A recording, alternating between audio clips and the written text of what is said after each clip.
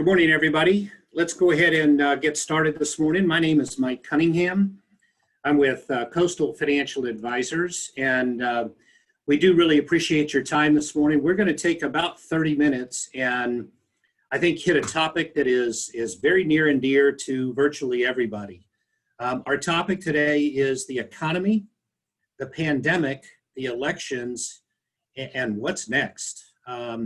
There's just a lot going on right now. So let me go ahead and get us started with the presentation. The big thing that's going on right now is what we're really referring to as more of a perfect storm. I've introduced myself. I'm actually a Series 65 licensed investment advisor. Want to take care of a couple of disclosures up front, if I could, please.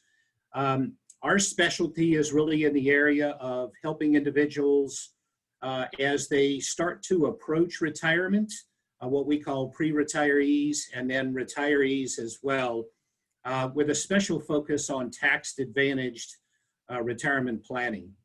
There's much that goes into that.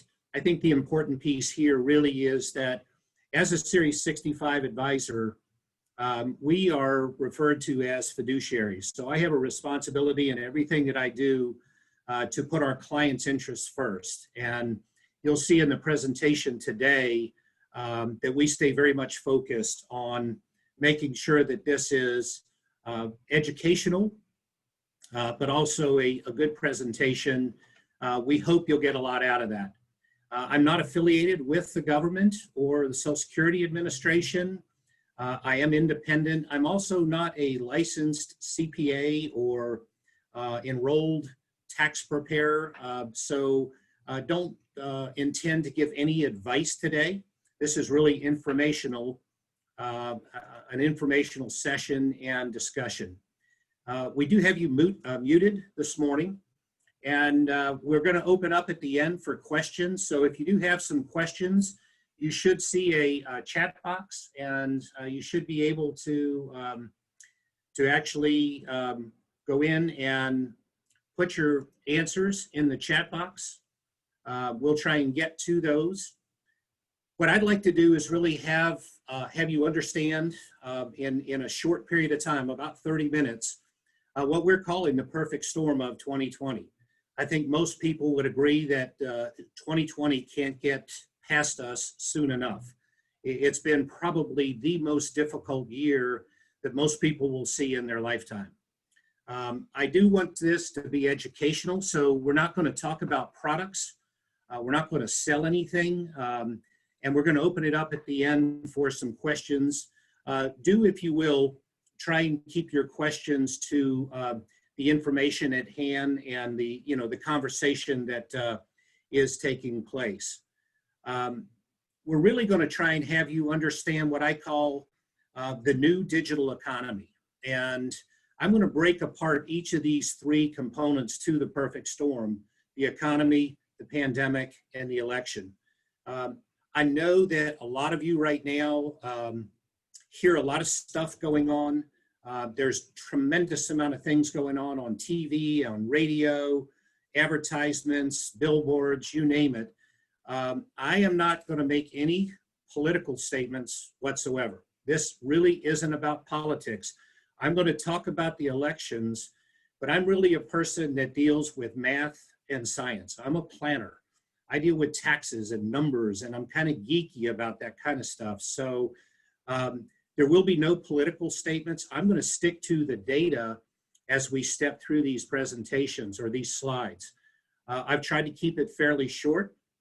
The other thing I would tell you is if you hear me make reference to this happened in this previous administration or this current administration or this CARES Act or what have you, it's simply a reference in time. It's not an opinion. It's certainly not a political statement, okay? So let's get going. The perfect storm, what is it really all about?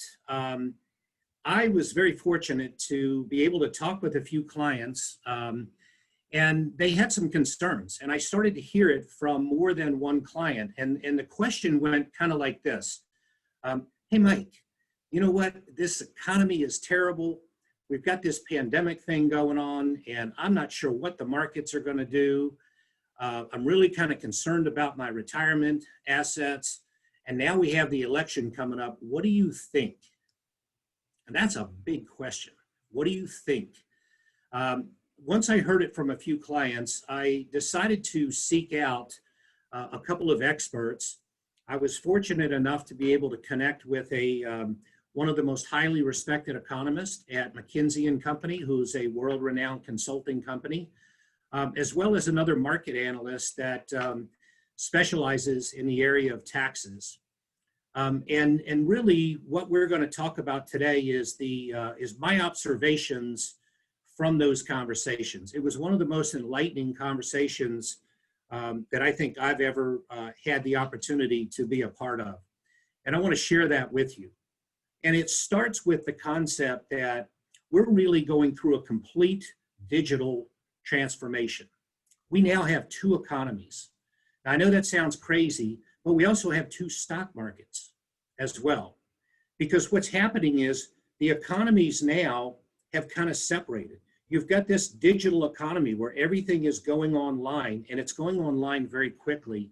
And actually what has happened is, as a result of the pandemic, that transformation has accelerated in a very big way.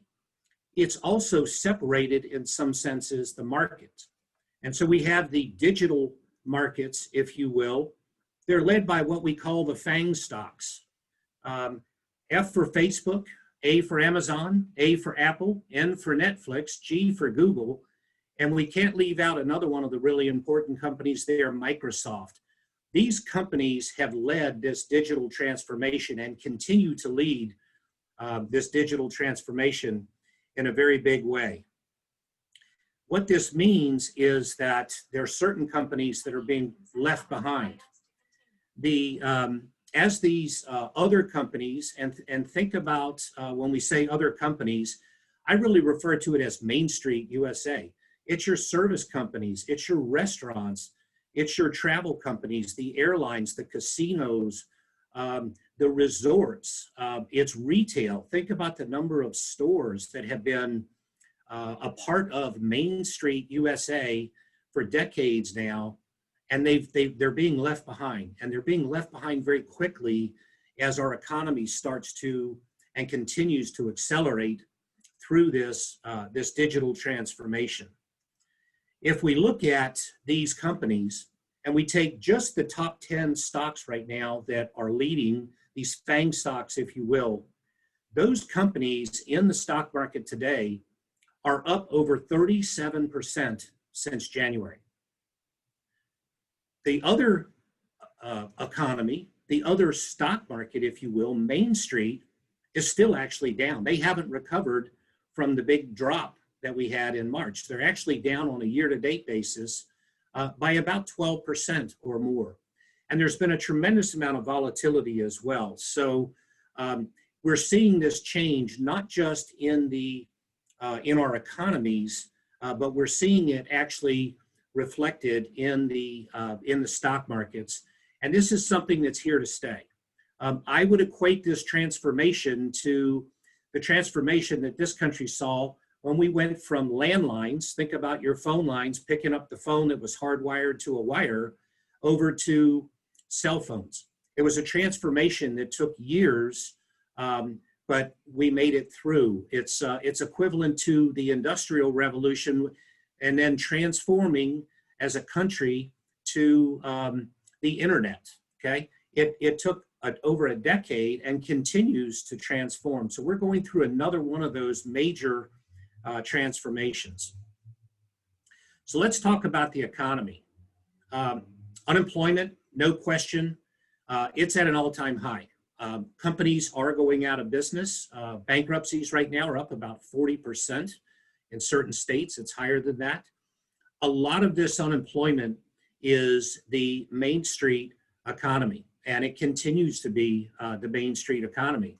On the flip side of that, you have the digital economy where there are more than 6,000 or 6 million jobs that are actually available.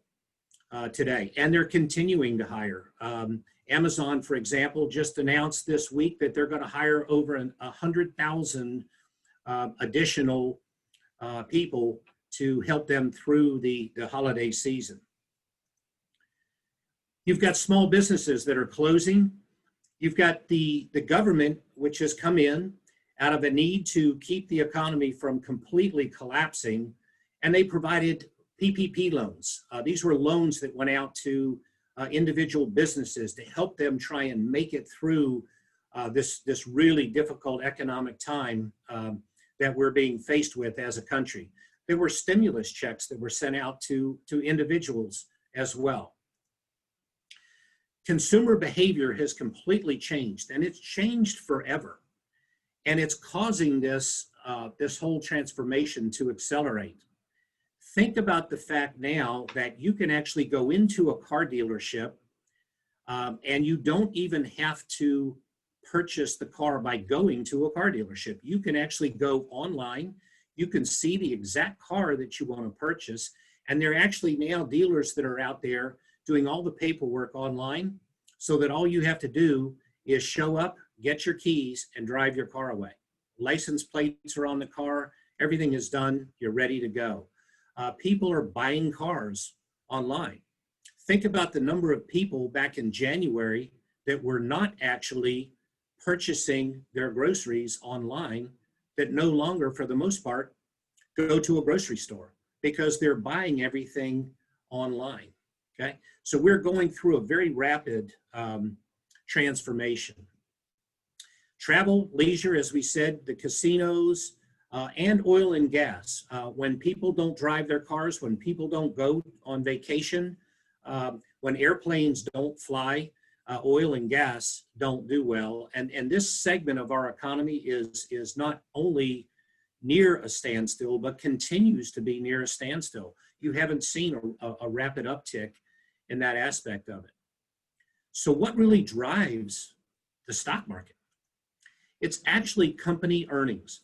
If you step back away from everything that you hear and see on TV and elsewhere, and you really look at the fundamentals, if you look at the math and the science behind the stock market, when companies make a profit and they earn cash and they're able to reinvest that cash, it drives the stock market.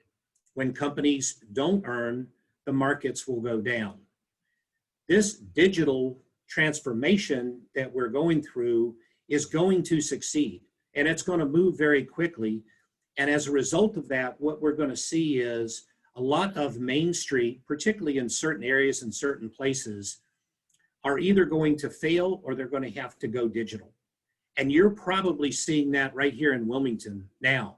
Think about the number of restaurants, for example, downtown that have not only added pickup service, but they've gone to delivery service. That's a digital transformation where you're ordering your product and your food online, and they're delivering it to you, and you're paying online. You never have to go anywhere to actually receive your meal. So things are changing, and this is driving the stock market as well. Let me give you a couple other quick examples. Taco Bell just released drawings of their new store for 2021. This is a company that's adapting. They're going to have drive-through windows now that you can skip because you've already ordered your meal online, and it's drive-through for pickup. Or you can go through the normal drive-through, and they're going to have two lines the way Chick-fil-A has put together and been successful with theirs. Best Buy, very well-run company. The CEO there, the woman that runs it is a CEO. She saw this coming, and she decided that they were going to convert about 30 to 40% of the floor space in Best Buy stores to delivery and pickup areas so that they could be more a part of the digital transformation. Their numbers have been up big this year, despite the fact that retail is down. I don't know if any of you saw today, Walmart just announced their new store format. They did it today. Actually, it's one of the reasons their stock was up this morning. They have decided that they need, and what they've learned is consumers want a faster shopping experience, and that more and more people are walking into their stores with smartphones saying, okay, where do I get this, this, and this? So they're changing their store format to cater to a quicker shopping experience and people that are armed with cell phones, in addition to same-day delivery for things like groceries. They are making a rapid transformation to a digital economy. What's so important about this is that at the end of the day, the other thing that drives the stock market is cash. Cash is king. When companies are able to be profitable and generate earnings, they also create cash. And what cash does, it is allows them to remain competitive and reinvest in their business, create more jobs, spend more capital on equipment, open new stores. These things are all good for the economy, they're good for consumers, and then in fact are good for companies. When companies are unable to be profitable and they have to borrow, this creates an expense because they have to pay interest on that money, and it depletes their cash. They're in less of a position to be able to effectively compete with those companies that do have positive earnings. This is one of those disparities, if you will, in this two-tiered economy, because the digital companies right now are seeing very good earnings, whereas Main Street right now is showing losses and actually spending cash just to make it through this whole economic environment that we're in. So let's take a look and talk about the pandemic. Let's switch gears here for a second. It's for real. 2 million cases worldwide, 204,000 deaths alone in the US. This thing continues to actually progress. It's caused a real recession in this country. And one of the things that's happened here, and I know this statement sounds a little bit funny, let me explain kind of why we put this up here. The economist from McKinsey said, one of the things that's happened is as a result of the government spending of about 6.6 trillion and likely more, in order to keep us from going into a depression, they've had to print money, and they have printed a whole lot of money to the tune of about $6.6 trillion. The problem with that is you can't print your way out of a recession. Now, what does that mean? When you print money and that money goes into the economy, there's more money available for people to spend. If there's more money available, people will pay. That creates inflation. When you have inflation or hyperinflation because you print too much money, what happens is it devalues our dollar globally.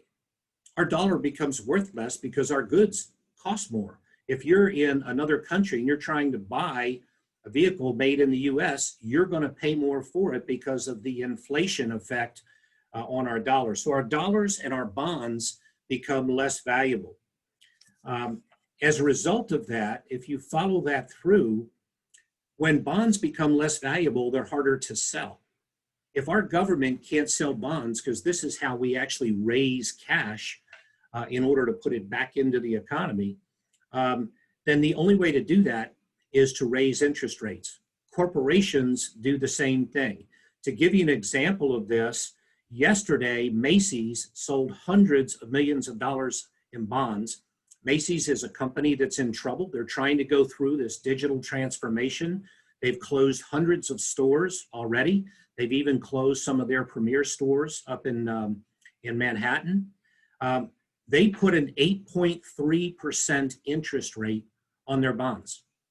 Now imagine being able to get 8.3% on your money right now when interest rates are at zero.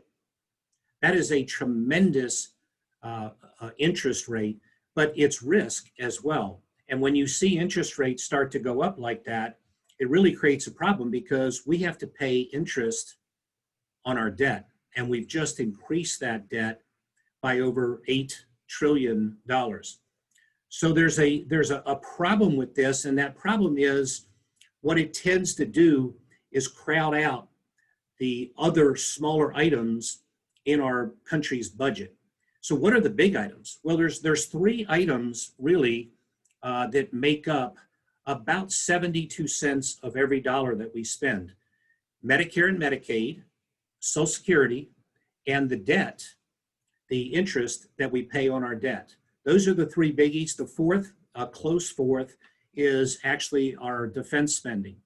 Between those four, it's about 72 cents out of every dollar. If you raise interest rates, interest on the debt becomes higher, and it just becomes unsustainable. So what happens is other budget items get squeezed out of the budget. The result of this is really one thing and one thing alone. The only way to be able to deal with all of this is to keep inflation low, because inflation itself is a stealth tax. You don't see it coming. It hits you. It raises up your cost at the end of the day, and it raises up costs on everything, whether you are purchasing a new vehicle, whether you're in retirement, you're paying for healthcare costs. It doesn't matter. It's a stealth tax. But the real issue here, if you will, is what happens when we couple these two things together. What happens when we take this digital transformation, we now couple that with the pandemic. The only real solution, and I know this sounds kind of crazy and it sounds kind of hard, this is not a political statement, step away from everything you're hearing. The only way to deal with it is to raise taxes. And this is going to be a really important point in our next slide. You have to raise taxes in order to be able to raise the amount of revenue that the government has in order to be able to pay for the programs that we pay for each and every day. As debt goes up, it makes this a more difficult process, and you can't raise interest rates because that's going to raise the interest on the debt. So you only have one other choice. You can raise taxes or you can reduce spending. And as a country, we haven't reduced spending in more than 70 years. So one of the things that that both the economists and the market analysts agreed on was, as a country, we have no choice but to raise taxes. So that was one of the bottom line effects or points that came out of this. The second thing was that these digital companies are going to continue to generate cash, but it's all on the sidelines. When you look at some of these big companies, they have hundreds of billions of dollars in cash, and it's sitting on the sidelines. Now you might say, well, why is Apple sitting on 256 billion in cash? It's because they don't know what's ahead of them and what's coming down the road. And if companies see uncertainty, they will not take and spend a lot of money to grow their businesses in an even more rapid fashion. What they're going to do is they're going to reserve that cash in order to be able to maintain competitive position. And so there's a tremendous amount of pent-up demand right now, pent-up cash, if you will, and it's the pandemic that has this cash sitting on the sidelines. The other thing is there are certain catalysts that will move the market, either up or down. These catalysts can be any number of things. The one biggie is obviously a vaccine.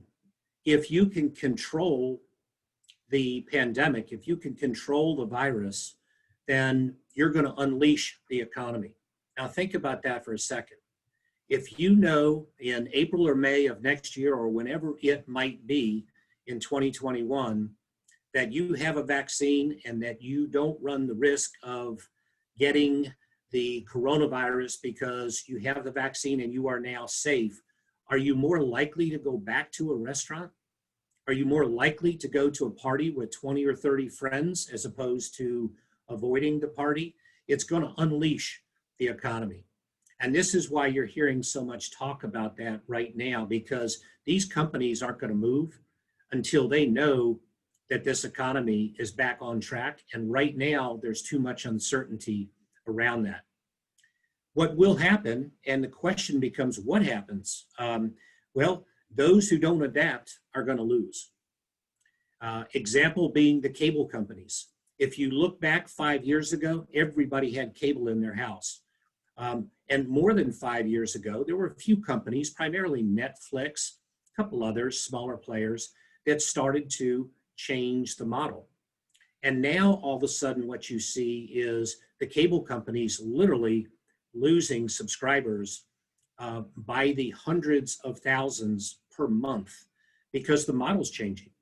Everybody is unhooking, everybody's disconnecting. They're going to a more digital solution that involves solutions like Netflix. You've seen new players come in like Disney and CBS with their Peacock solutions. So everybody is changing, and those that don't adapt are going to lose. Let's talk about the elections. This is the third component, if you will, of the of this perfect storm. And again, I want to remind everybody, because I know this is a rather hot subject right now. I don't make any political statements, and so if you'll just kind of step away from a lot of the noise you hear, this is really what I heard from this economist and from this market analyst.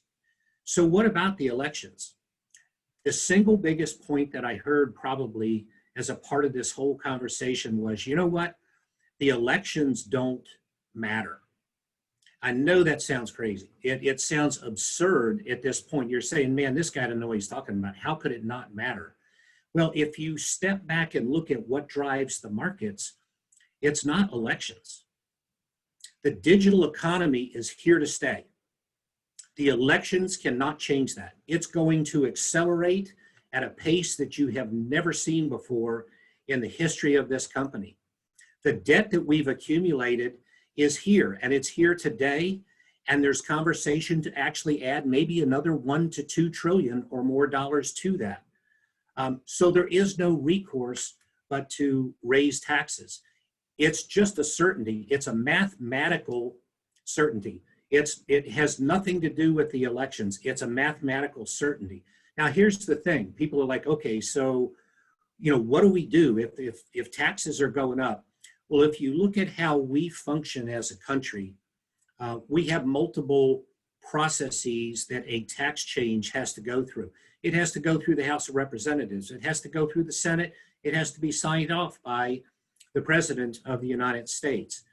It's never done on a retroactive basis. As a country, we've never said, we're going to decrease the highest tax bracket for individuals from 39.6 down to 37% and make it retroactive to to the beginning of the year or to the previous year, what have you. It's always been on a go forward basis. So by the time things settle out from the elections, because it takes time to do that, and people get in place and things are changed over and bills get introduced and taxes get discussed and through committee and etc., it likely will not be in 2021 that we see these changes. If it is, it's going to be very, very late in the year because they can't make it retroactive, and it's normally done on a quarter to quarter basis. So it's more likely you'll see this in 2022. When people are exposed to higher taxes, it means that they pay more, so they take less money home. When people have less money that they take home, they spend less. When businesses get exposed to higher taxes, they make less money. They generate less cash. They pay more in taxes. It's just a fact. It's not a political statement. And so what happens is that overall process, people spending less, businesses spending less, means that, and if you look at history, it proves this out. Raising of taxes tends to slow the economy. Now, we're in a situation where both the economist and the market analyst agreed we don't have a choice. So this is going to happen. The question is, when is this going to happen? And it doesn't matter what happens in the elections. Their view is it's going to happen, just like we already have the debt today, and we're already seeing this transformation. So what's going to happen with companies? These companies have hundreds of billions of dollars. They're going to spend that cash in order to not only just remain competitive, but they're going to try and accelerate and build their global economies, if you will, that they're building in order to further take advantage and step away from Main Street economy. And history tells us that companies will survive. If you put everything aside and you put all the last elections for years and years and years and decades going back, companies have survived and people adapt. And so the outcome of all of this is that we're going to go through a really tough time through the rest of 2020. It's going to be crazy, but it doesn't matter as it relates to what's going to happen with the overall economy and where things are going to go. The other points that were made, kind of in wrapping up, what's the bottom line? We're going to continue to see a tremendous amount of volatility in the stock markets. It's the new norm. We're going to see 400 and 500 point days where the markets are up, the markets are down. We're going to see 1,000-point days. We're going to see earnings continue to drive the markets. But what you want to watch for is the digital companies. Watch the digital companies. As long as those digital companies are earning and continue to earn and continuing to raise cash, it's going to continue to rebuild our economy, and you're going to continue to see growth in the economy. Look at the other companies that are in the process of adopting a digital economy and changing their businesses over. Watch Best Buy for the next year and watch the tremendous transformation that that company goes through. Go visit your Walmart stores about 6 to 9 months from now, maybe a little bit later, depending on how soon they get that transformation made, but they're going to transform virtually all their stores. The other thing that is going to happen is you want to remember that I didn't say elections aren't important. I said elections aren't going to matter in terms of the digital transformation and what's going on. But elections do have the potential to set a course. The thing about it is, though, it's only a course. Markets, at the end of the day, are going to listen to earnings and what goes on with earnings. So if you're an investor, you want to think about the fact that whether you're just investing short term, you're a younger person, you're accumulating your wealth, you're a pre-retiree, or maybe you're getting ready to retire, it's a long-term game. It's not a 4-year election cycle. And so think about the elections as being a part of an overall economic cycle, if you will. But all of these things are coming together, and it's just a 4-year cycle. Earnings have continued to go on and on and on through one election to the next election and beyond. So you want to stay invested for the long term, but you also, because you know there's going to be volatility, you want to make sure that as you invest, you put some sort of safeguard, some sort of protection on your downside. You don't want to go through a scenario where you lose 20 or 30 or 40% of your assets, like a lot of folks did back in 08, 09. The final point here is, as we said, catalysts are going to move the market, and they're short term. There are a number of catalysts that we see year in and year out. There will be a big move when a vaccine is announced and when the schedules are announced and when people actually see that vaccines are available. When you control the virus, you unleash the economy, okay?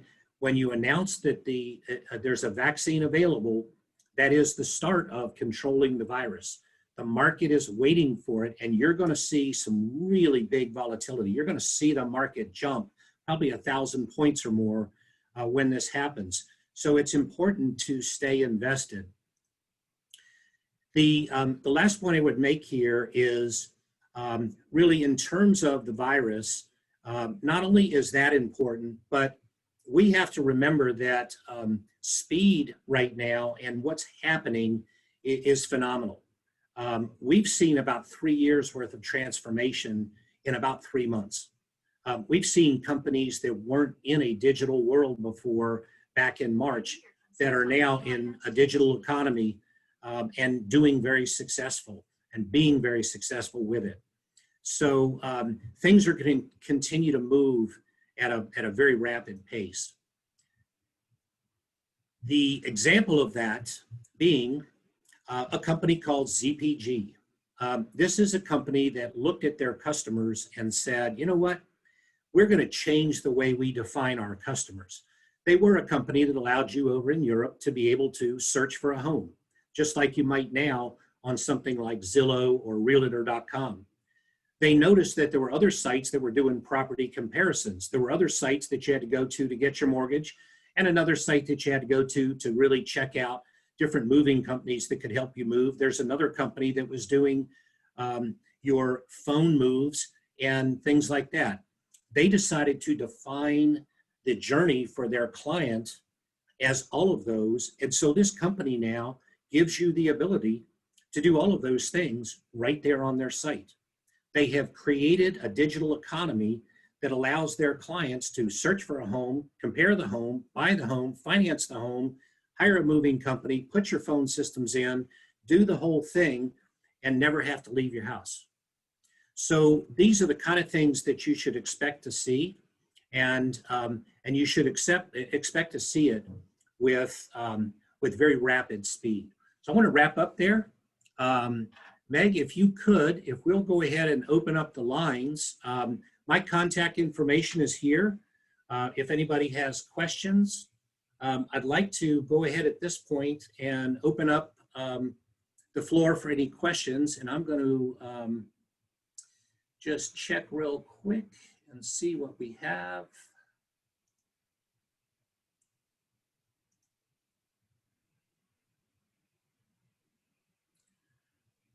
Find my, I'm at a stand-up desk, and I apologize. I'm just trying to find the little Q&A box because I am not seeing it. Meg, is are the lines open at this point? Do we have any questions? So if anybody has any questions, please place them in the chat box and I will enable your video so that you can directly ask your question to Mike.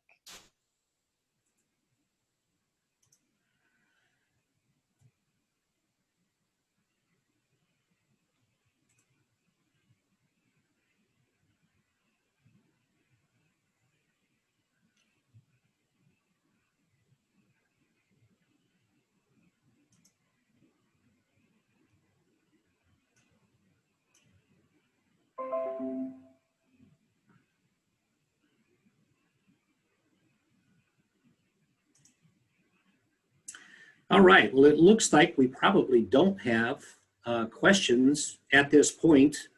I want to thank everybody for joining us this morning. We hope this was valuable. As I said, if you do have questions or want to send us questions online, my email and phone number are there. We hope you do have a great time with the Expo. It's a tremendous event. There are hundreds of people that have registered, so do take the time to introduce yourself and maybe set up a couple of meetings and enjoy the rest of the speakers both today and tomorrow. Mike, I would like to just direct you to one question.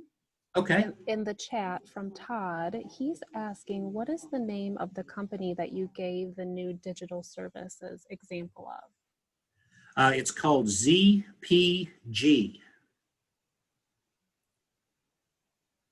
So you could see that down here at the bottom. Whoops, let me get that out of the way. It's called ZPG. It's a UK-based company. Think of it as a combination of Zillow, Realtor.com, a mortgage site, about 5 or 6 sites right now if you were to try and bring up something comparable in the US.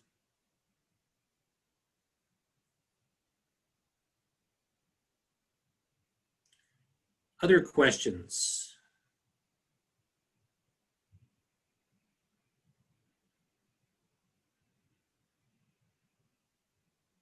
All right.